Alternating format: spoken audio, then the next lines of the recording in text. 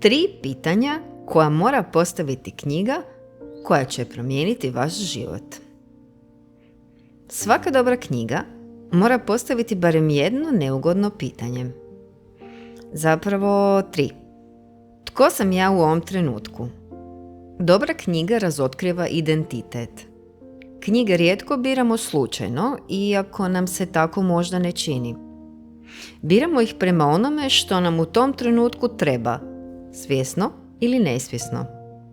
Ponekad izaberemo knjigu zato što tražimo potvrdu onoga što već jesmo. Kao da se gledamo u ogledalo koje nam vraća sliku naših unutrašnjih stanja, dilema i identiteta. A ponekad izaberemo knjigu zato što potajno želimo postati netko drugi. Kao da gledamo kroz prozor koji otvara prostor za nove perspektive, nove izbore i nove verzije sebe. Pitanje koje dobra knjiga postavlja. Jesam li onakva osoba kakva mislim da jesam u ovom trenutku? Što mi je bolno i od čega bježim?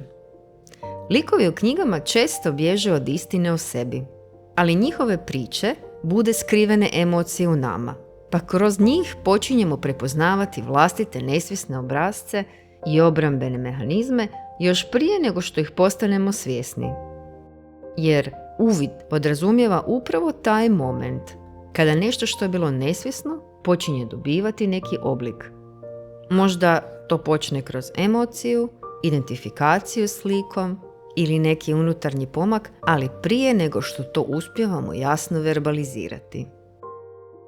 Psihološki gledano, izbjegavanje je oblik zaštite. Ako nešto izbjegavamo, to se događa s razlogom. To nije slabost, nego način da se zaštitimo od nečega što još nemamo snage ili nismo spremni. Ali kroz radnju knjige uviđamo da upravo ono što najupornije izbjegavamo često skriva pitanje koje najviše trebamo postaviti sebi. Pitanje koje dobra knjiga postavlja.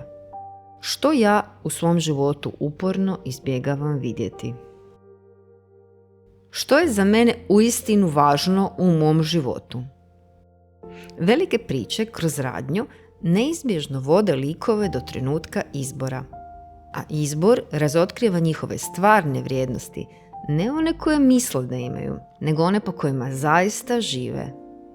Zaplet likove dovede do točke u kojoj moraju birati između sigurnosti i istine, između ljubavi i slobode, između pripadanja i vlastite savjesti. U tom trenutku priča prestaje biti samo njihova i postaje i naša. Pitanje koje knjiga postavlja, živim li ja već sada u skladu s onim što smatram važnim? Na kraju možemo zaključiti. Iz knjige ne učimo samo o sebi kroz priče o likovima, nego i o našoj hijerarhiji vrijednosti. Novoj i staroj, svjesnoj i nesvjesnoj hijerarhiji. Upravo na toj ideji je snažno inzistirao Viktor Frankl u logoterapiji, da čovjek uvijek iznova mora odgovarati na pitanje smisla kroz svoje izbore. Parafraza ideje o ulozi knjiga. Možda zato dobre knjige ne daju odgovore, nego nam postavljaju pitanja od kojih ne možemo lako pobjeći. A koja knjiga je vama postavila najteže pitanje?